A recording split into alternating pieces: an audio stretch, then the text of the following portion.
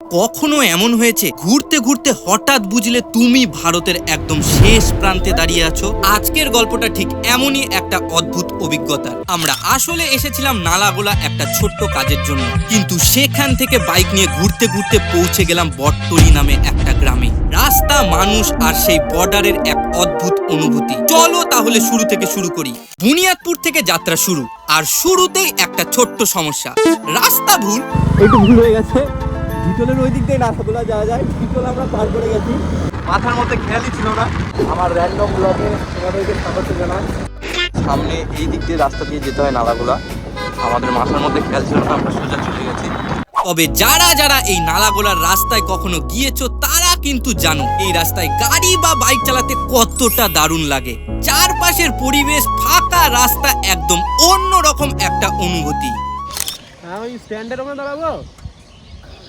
এবার যার জন্য এত দূর আসা, আমরা দাঁড়িয়ে তারই জন্য অপেক্ষা করছি, কিন্তু সেই দাদা বলল এখন নালাগোলাতে আসা তার পক্ষে একদম সম্ভব না, কারণ সে আছে অনেক দূরে। আমরা এখন যাচ্ছি বটতলি বর্ডার, ওখানে যেতে বললো।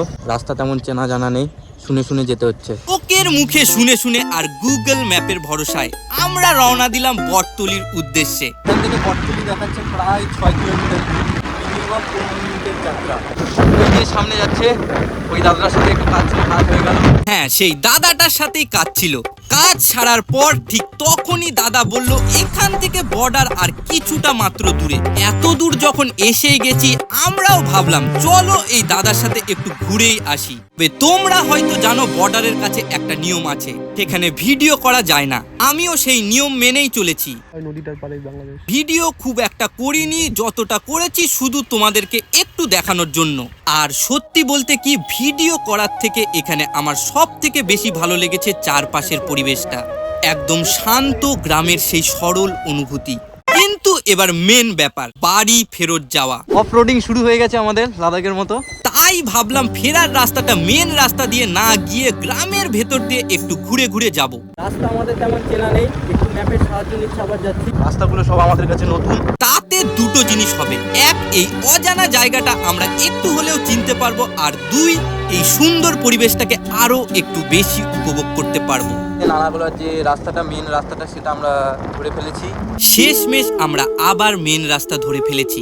মনে এবার বাড়ি ফেরার পালা। ভিডিওটা যদি শেষ পাবো তাহলে শেষ না, কারণ এত দূর যখন চলে এসেছি। তবে তার আগে আর একটা জায়গা ঘুরে তো যেতেই হয়। হঠাৎ প্ল্যান একটু চেঞ্জ করা হলো। ফেরার পথে আমরা পৌঁছে গেলাম শিবডাঙ্গি মহাদেবের কাছে। হয়তো তিনিই দেখাতে চেয়েছিলেন তার আশেপাশে এই প্রকৃতি, এই শান্ত পরিবেশ, এগুলোই আসলে তার আসল সৃষ্টি। কারণ সত্যি বলতে কি, পাথরের মন্দির যতই সুন্দর হোক না কেন, প্রকৃতির থেকে বড় সুন্দর আর কোনো মন্দির হয় না। এই খোলা আকাশ, এই শান্ত গ্রাম, এই বাতাস, এগুলোই যেন মহাদেবের আসল আশীর্বাদ।